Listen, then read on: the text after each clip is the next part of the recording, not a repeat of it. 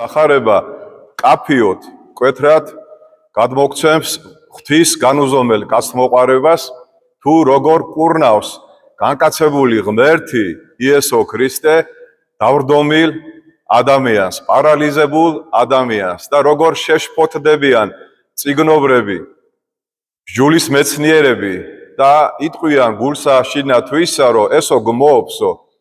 ანუ როცა ადამიანის განკურნება ხდება, ღმერთი შემდეგ სიტყვებს ამბობს: შვილო, მოგეტევა შენი ცოდვები, პირველ რიგში ეს არის, იმიტომ რომ ნებისმიერი სნეულება მოდის ჩვენი ცოდვილი მდგომარეობიდან.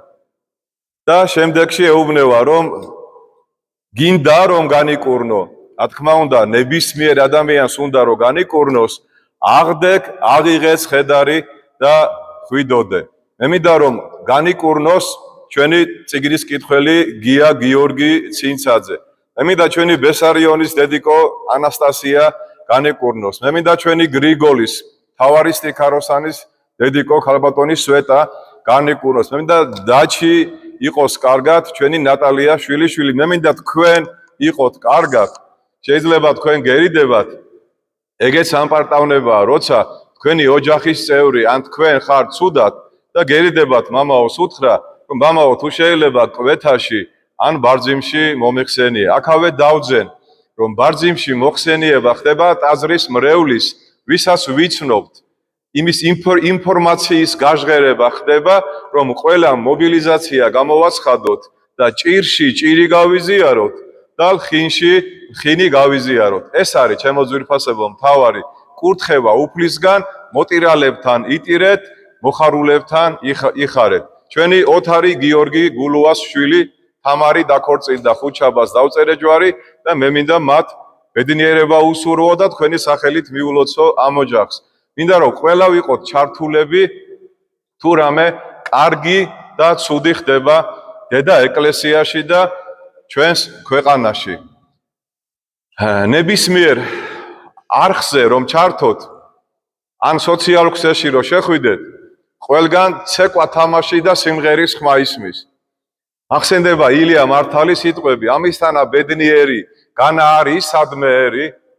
რა თქმა უნდა, რაჯობია ქართული ხალხური ან ქალაქური სიმღერების მოსმენას, მაგრამ ქუჩაში გამოხვალ და სულ სხვა მდგომარეობაა ქვეყანაში.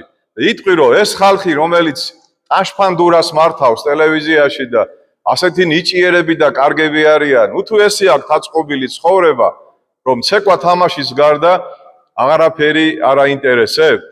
თუ ასე კარგად არის, იქნება მე ვერ ხედავ და მე სხვა ქალაქში დავდივარ და ისინი სხვა ქვეყანაში ცხოვრობენ. არ ამგონია რომ ჩვენ ქვეყანას დღეს ისე კონდეს საქმე, როგორც სოციალურ ქსელში არის აღწერილი და როგორც გარკვეულ ტელევიზიებში არის გაჟღერებული. აი ყველაზე ცნობილი, ყველაზე ყურში მოსახვედრი სიმღერა, რომელსაც თქვენ ალბათ უკვე ნერვები გეშლებათ. უბრალოდ იმდენად ბევრჯერ შემხვდა, რომ არა ვთქვა, არ შეიძლება. შენთან ზილი მინდა, შენთან შვილი მინდა, შენი კბილი მინდა, შენი რა ვიცი რა მინდა.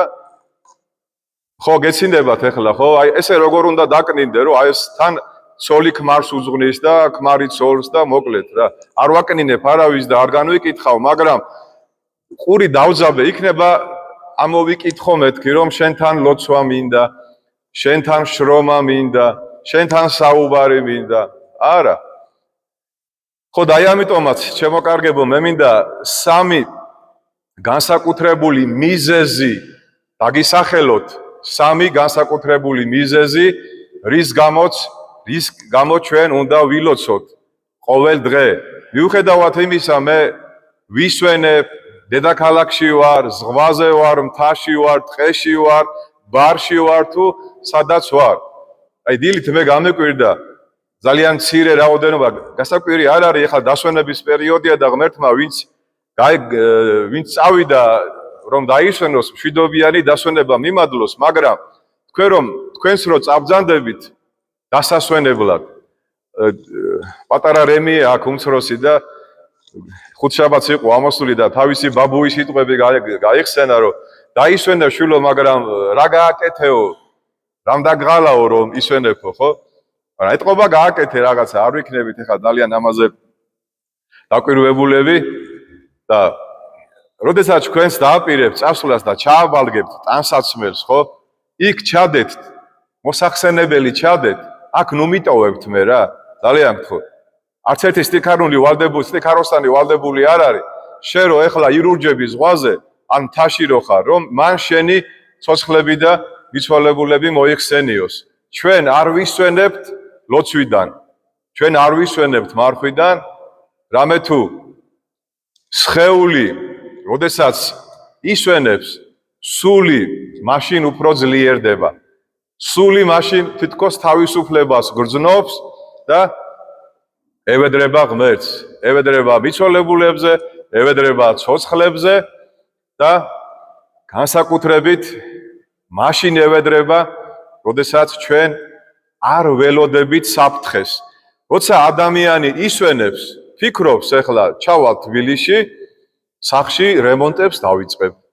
მანქანას გამოვცვლი, ამას გავაკეთებ, იმას გავაკეთებ.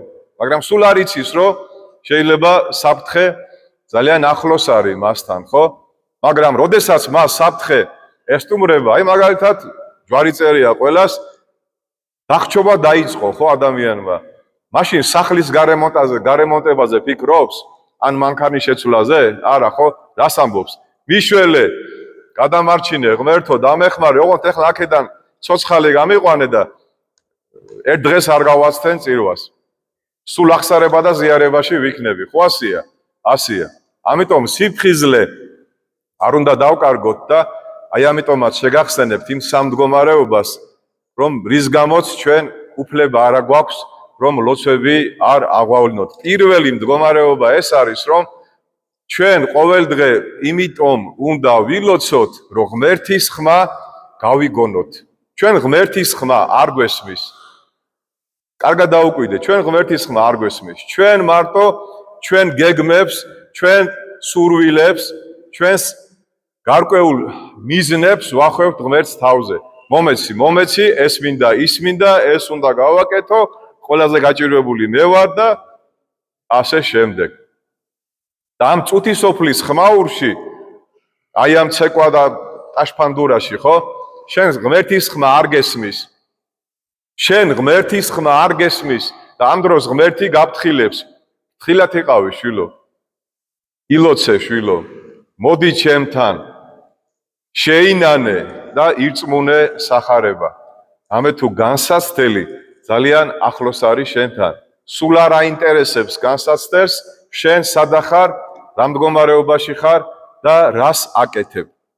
როდესაც თქვენ მობრძანდებით წირვაზე, რა თქმა უნდა, იგივეს ფიქრობთ. ეხლა შევალ ამ ხატთან მივალ, ვილოცებ, რომ მე მინდა განკურნება, მე მინდა ჯანმრთელობა, მე მინდა მატერიალური დოვლათი. ამინ, ამინ. რა თქმა უნდა, ღმერთმა მოგცეთ. მაგრამ ძალიან ცოტანი თუ ფიქრობენ იმაზე, რომ ეხლა ნეტა მამაო, რას იქადაგებს, რას გვასწავლის და დღევანდელ წაკითხულ სახარებაში, 60 ქულოში, ზლის პირებში და საკითხავებში რა უნდა რომ ღმერთმა ჩვენ გვითხრას. ეს ჩვენ არ გვაინტერესებს. ჩვენ პატარა ბავშვით მამას და დედას რო ქაჩავს, ეს მიყიდე, ის მიყიდე, აქ წამიყვანე, აქ წამომიყვანე. არა და მამა რას გეუბნება და დედა რას გეუბნება? რატო ეგ არ გაინტერესებს შემოკარგო? რატო ეგ არ გინდა რომ გაიგო? არა, არ გაინტერესებს. ცალმხრივი ურთიერთობა უფალთან არ არსებობს, შემოძვირფასებო. მინდა, არა, რა გინდა უფალო? პავლემ რა უთხრა ყოფილმა სავლემ? ვინ ხარ შენ უფალო?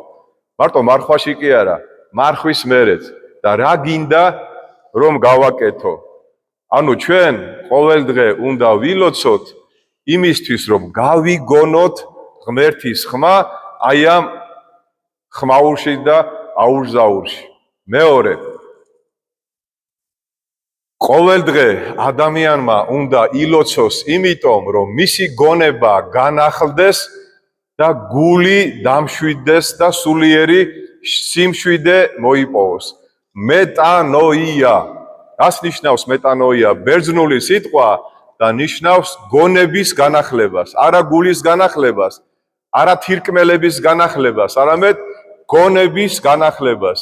თუ ადამიანის გონება არ განახლდა, თქვენ იცით ხომ მობილური ტელეფონი ყოველ თვეში, ორ თვეში ერთხელ მოდის გარკვეული მოწოდება, რომ განაახლე, დააჭირე, თანახმა იყავი, რომ შენი მობილური ტელეფონი განახლდეს, აპლიკაციები რომ განახლდეს. თუ კი მობილურ ტელეფონს ჭირდება განახლება, რამდენად აღმატებულია ჩვენი გონება მობილურ ტელეფონზე და რამდენად ჩვენ გონება სჭირდება განახლება რწმენიდან რწმენაში, სიყვარულიდან სიყვარულში, სიკეთიდან სიკეთეში, მეგობრობიდან მეგობრობაში, ადამიანობიდან ადამიანობაში, ღვთისკენ სვლაში. განახლებულია ჩვენი გონება? დიდება უფალს. პავლე მოციქული ამბობს, რომ ჩემი გონება აღარა მაქვს, ჩემში უკვე იესო ქრისტეს გონებაო გამოისახა. აბედნიერება, როცა შენ გონებაში იესო ქრისტეს სწავლება, დარიგება და შეგონებები ისმის და არა მარტო შენ გესმის, შენ მეუღლეს ესმის, შენ შვილებს ესმის, შენ ახლობლებს ესმის. განახლებული ადამიანი ძალიან ცოტა მინახავს. ჩვენ რჩებით ისეთი როგორიც ვიყავით, მაგრამ აღსარების თქმა ვისწავლეთ, ზიარების მიღება გვინდა, სიკეთესაც ვაკეთებთ, მაგრამ ჩვენ იგივენი ვჩებით მარად და მარად. ჩვენ რომ განვიხთოთ, ჯერ უნდა გავდამიანდეთ. პირდაპირ ვერ განიხთობა ვერავინ. ჯერ უნდა გახდე კარგი ადამიანი და შემდეგში დაიწყება განხთობა. მე ადრე გითხარით, არ ვიცი თქვენ გახსოვთ თუ არა, არსებობს ეტაპები განხთობის, ხო?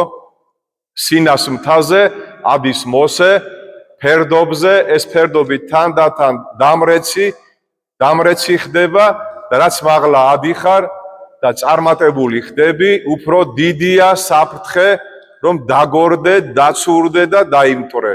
ამიტომ არ გირჩევთ ჩქარ-ჩქარა სიარულს, ძალიან ნელა, გააზრებულად, საკუთარ თავში ჩაღრმავებით, გონების განახლებით, მაშინ როცა გვესმის ღვთის სიტყვა და გონება განახლდება, გული შეიცვლება, გულში შემოდის იესო ქრისტე და მესამე, უყურეთ რა საინტერესოა, მესამე მდგომარეობა, რატომაც ჩვენ ყოველდღე უნდა ვილოცოთ, რომ ურთიერთობა დავამყაროთ ჩვენს ოჯახის წევრებთან, ჩვენს მტრებთან და ჩვენს ახლობლებთან, განსაკუთრებით ემიგრანტებთან, რომლებიც არიან საქართველოსდან გასულები და ჩვენ მათგან მხოლოდ თანხას ველოდებით. დედა, ბებია, გამომიგზავნე, ეს ამაქვს საყიდელი, ის ბიზნესი უნდა დავიწყო და გეზარება, რომ შენი ახლობლები მოიხსენიო. ძალიან გვიყვარს ჩვენი მეუღლეების და ჩვენი ოჯახის წევრების შენიშვნების მიცემა, დარიგება, ესე არა ისე, ისი არა ასე, მაგრამ მოდი რა, სანამ შენიშვნას მისცემ შენს მეუღლეს და სანამ დარეკავრო ფული გამომიგზავნე, ჯერ ილოცე შენს მეუღლეზე, შენს ნათესავებზე, შენს ახლობლებზე და იმაზე, ვისაც ძალიან ზულხარ, ვერ გიტანს და ვერ იტან და ლოცვითი ურთიერთობა დაამყარე მათთან და შენს გარშემო სამოთხე დამყარდება. როცა შენი გონება განახლებულია, ოდესაც შენი გული შეცვლილია, ოდესაც შენ მეტანოია განიცადე და ლოცვა დაიწყე, გამერწმუნეთ, რომ თქვენს ოჯახში უკვე ჩხუბი და აყალმაყალი აღარ იქნება. თქვენი მეუღლე დაგიგდებთ ყურს და გეტყვით, დიახ ძვირფასო, გავიგე, ჩემო ტკბილო და ჩემო კარგო ადამიანო. რატო იცით, ჩემო ძვირფასებო? იმიტომ რომ ნებისმიერი სახელმწიფო შედგება ქალაქებისგან და რაიონებისგან. ქალაქები და რაიონები შედგება ოჯახებისგან. ოჯახები ვისგან შედგებიან? ქმრებისგან, ცოლებისგან და შვილებისგან. და თუ ოჯახებში არ იქნება ღვთის სიტყვა ნაქადაგები, თუ ოჯახის უფროსი არ იქნება ეკლესიური, გონება განახლებული, გულგანწმენდილი ადამიანი, იმ ოჯახში სიმშვიდე, სიყვარული სიკეთე და ბედნიერება ვერ დაისადგურებს. მარტო მითითებების მიცემა, ყვირილი, წივილი და ბილსიტყვაობა საქმეს არ აკეთებს. სანამ მთავრობა არ დაიწყებს ხალხზე ლოცვას და ხალხი არ ილოცებს მთავრობაზე, თქვენ იცით რომ წირვა რო იწყება მშვიდობიანი კვერექსი, მესამე კვერექსი უკვე არის რომ ღვთივდაცული ერი ჩვენი მთავრობა და ხედრობა მისი მოიხსენე უფალო. ეს სიმბოლურად კი არ არის, ჩემო კარგებო, ეს თელი სული და გულით არის, რომ რაღაცა კაცო, რაღაცები არ მომწონს, მაგრამ ხმას ვერ ვიღებ, რომ მე პოლიტიკაში გადახვედიო, მეტყვია, მაგრამ არ გავდავედი პოლიტიკაში, მაგრამ რაღაცა ვერ ხედავ, რომ ჩვენი ქვეყანა აღმშენებლობის გზას ადგას. ძალიან ბევრი უცხოელია შემოსული, ჩვენი ქვეყანა პატარა, ვერ დაიტევს ამდენ ხალხს. და ხვალე ჩვენს დებს, ჩვენს სოლებს, ჩვენს შვილებს შეიძლება იმ უცხო გადამთიელმა შეურაცხყოფა მიაყენოს, ამას სისხლის ზღვრა შეიძლება მოყვეს, როგორც ევროპაში ხდება ხალხო და როგორ არ მოგიწოდო, არ გითხრა რატო აკეთებ ამას? რატო აკეთებ ამას?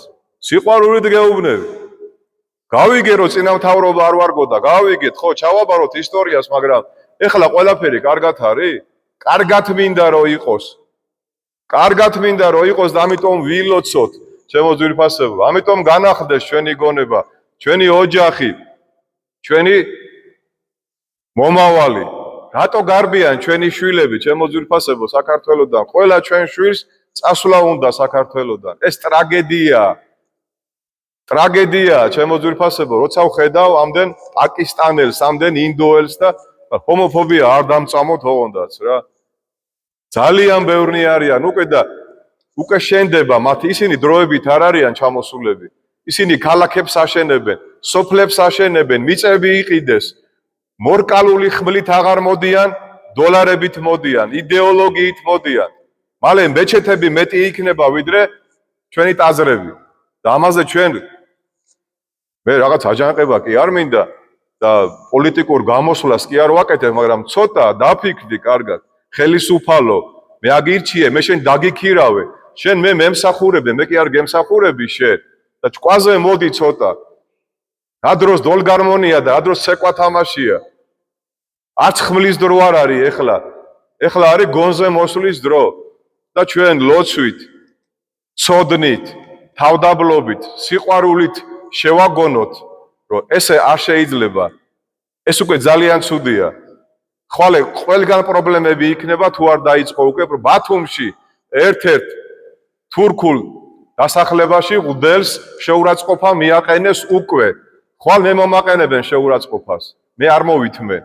და ამას მოყვება ძალიან სერიოზული რაღაცეები და ამიტომ ჩვენ ვილოცოთ, მთავრობამ იფიქროს, გადაწყვეტილებები მიიღონ, რომ რა მოყვება ამას, რა მოყვა ევროპაში, თქვენ კარგად ხედავთ, ხო? რა მოყვა? არ ჭორაობ და ბრმა არა ვარ. ხედავ რა მოყვა. არ მინდა იგივე ევროპა, ამერიკაში რა ხდება, ნახეთ აბა ერთი. უკვე საჯარისო ნაწილები გამოიყვანა პრეზიდენტმა, რომ ვერ გააჩერა, ხო? და აქ ჩვენ რისი გამომყვანები ვართ და რისი გამკეთებლები ვართ, ერთი მითხარი, ჩემო კარგებო. ეხლა თქვენთან ამაზე რატო ვსაუბრობ? იმიტომ რომ გაიგოთ ეკლესიის აზრი როგორია, ჩვენ არ აგვძინავს. ჩვენ არ ვიძახით რომ ყველაფერი კარგად არის, მაგრამ მე გასწავლით უბრალოდ რომ თუ ჩვენ ყოველ დღე არ ვილოცებთ და თუ ჩვენ არ შევიცვლებით, არ ჩვენი მთავრობა არ შეიცვლება, არ ჩვენი არავინ არ შეიცვლება. არ გეგონოთ რომ ჩვენ მარტო ალილუიას ვიძახით აქ, მარტო ვაკმევთ და მარტო კვერექსებს ვიძახით, არა. ჩვენ მე პირადად ძალიან მინდა რომ ემიგრანტები დაბრუნდნენ 2.900.000 ადამიანი. არაერთ გზის მithქვავს და განმეორდები. ფიზიკოსი ტორიჩელი რას ამბობს? ბუნებას არ უყვარს სიცარიელე. შენ წახვედი, სხვა ჩამოვა. ადგილი არ დარჩება ცარიელი. ამიტომ თქვენ არ ვიცი გახსოვთ თუ არა, მაგრამ ესეთი პრეზიდენტი, მაშინ პრეზიდენტი არ ეკვა, ცეკვას მდივანი იყო ვასილ მჟავანაძე. თუშეთიო დაიცალაო და მოდიო გადავცეთო დაღესტანსო. ერთ ღამეში გენერატორები აიტანა, თუშეთი გაანათებინა. და რო გადაუფრინეს თვითფრინავით. აი ნახეო ხალხი ცხოვრობსო, კაცო. როგორი პატრიოტი კაცი იყო, ხალხო, გახსოვთ? ვინმე ამ კაცს ახსენებს? ბევრმა ჩვენმა ახალგაზრდამ არ იცის ვასილ მჟავანაძე ვინ იყო, რო ჩამოვიდა, ქართულიც კი არისო და ამ კაცმა. ენგურ გესე რომ მიიყვანეს, ინტრიგანები მივიდნენ და უთხრესო, ეგურ გესიდანო ცემენტს იპარავს ხალხიო, არაუშავსო, სახლებს აშენებენო. აი როგორი კაცი იყო, აი ასეთი მთავრობა მინდა ჩემო კარგებო. ნუ მომატყუებ რა, არ მოვტყუდები რა, მაგრამ არც მოწინააღმდეგე არა ვარ, ოპოზიცია, ეკლესია, ოპოზიცია ვერასდროს ვერ იქნება. ვერც პოზიცია იქნება ეკლესია და ვერც ოპოზიცია. მე მიკვირს იმ მღვდლების ოპოზიციასთანო გარბიან და ქულებს რო იწერენ. ეს ძალიან დაბალი დონეა რა. და ხლა არ იფიქროთ რომ მე რაღაცა პოზიციას უკმევ, არა. ჩვენ დედა ვართ, დედა ეკლესია ვართ და გვინდა კარგად ყოფნა ოპოზიციისას და პოზიციისას, მაგრამ თვალს ვერ დავხუჭავთ, ვერ გავჩუმდებით, როცა პარტა ხდება, ვერანდება და იყიდება საქართველო. როცა იყიდება საქართველო, ვერ გავჩუმდები იმ ჩვენი ცნობილი მომღერალივით, ერთმა აცხონოს თეიმურას ციკლაური ხალხო. ეხლა მეტყვიან, მამაო, ისევ პოლიტიკა, არა, ამ ქვეყნის შვილი ვარ, 5 შვილის მამა ვარ და 2 შვილის პაპა ვარ. და ჩემი შვილები მინდა რომ ამ ქვეყანაში ცხოვრობდნენ. კი ბატონო, განათლება მიიღონ სხვაგან, მაგრამ რატო აქ არ უნდა იყოს უკვე დროა ისეთი სასწავლებლები, როგორც იყო იყალთოს და გელათის აკადემია. სად იყო ევროპაში მაშინ განათლება, როცა მე-11 საუკუნეში რენესანსის აყვავების პერიოდში ვეფხისტყაოსანი იწერება, იოანე პეტრიძე ქადაგებს, ლექციებს კითხულობს და ჯულის კანონი ითარგმანება ქართულად. როგორ ეს იყო, აღარ იქნება, მინდა რომ კიდე იყოს. ოღონდ არ მინდა ოპოზიციით გელაპარაკო რა. მე მინდა როგორც შენი მოყვასი, როგორც მოყვარემ, როგორც მამაო, მისე გელაპარაკო. ხედავ ყველაფერს რა და ვეღარ ვითმენ უკვე. თქვენ ხო არავის აღარ მოგისმენია, დიდი ხანია ჩემი ასეთი საუბარი, მაგრამ ვეღარ ვჩერდები, ხალხო, არ შემიძლია, ვერ დავხუჭავ თვალებს რა. იქნება ვწდები მითხარით მერე წირვის მერე. იქნება ვწდები და მეჩვენება. არ მეჩვენება, ჩემო კარგებო. ამიტომ ჩვენ ოპოზიციაში კი არ გავდივართ, ლოცვას ვიწყებთ უფრო გაძლიერებით, რომ ჩვენი ქვეყანა და არჩეული ხელისუფლება იდგეს მტკიცედ და შეურყევლად და ეროვნული საქმე აკეთონ. ეკლესია აკეთებს ეროვნულ საქმეს და თუ შენ აგირჩია ეკლესიამ და ხალხმა, შენც აკეთე ეროვნული საქმე. თორე ხალხი რო გაბრაზდება და ხალხი რო გამოიღვიძებს, დაფინანსებული ოპოზიცია კი არა. არ იქნება მშვიდობა და არ იქნება რაღაც სისულელეები, ეგეთი არა. აი, ჯვრებით და ხატებით რო არ გამოვლენ, როგორც 17 მაისს მოხდა. აი ეს ხალხი რო გამოვა, არავისგან დაფინანსებული, მერე შენ თავს დააბრალ. კარგად გამიგეთ, ჩემო კარგებო, რა გულის ტკივილი მაქვს, რა მაწუხებს და რა მინდა. მე მგონი რომ ზუსტად ვიცი რომ თქვენც იგივე გაწუხებთ, თქვენც იგივეს ფიქრობთ. მშენებელმა აშენოს, მღვდელმა იქადაგოს და წიროს, გლეხმა სოფლის მეურნეობას მიხედოს, მუშამ ქარხანას მიხედოს, ბიზნესმენმა თავის ბიზნესს მიხედოს. ოღონდ ხელს ნუ შეუშლით და ნუ იქნება რაღაცა მიკერძოება და ნეპოტიზმი. მერთმა დალოცოს ჩვენი ქვეყანა, მერთმა გააძლიეროს, გაამტკიცოს, ჩვენ გავაგრძელოთ ლოცვა, ჩვენ გავაგრძელოთ მარხვა, ოთხშაბათი და პარასკევი და იმედი, წმენა და სიყვარული ვიქონიოთ, რომ ჩვენ ქვეყანას ეშველება, ჩემო კარგებო, როცა იქნება. ჩვენთან არის ღმერთი.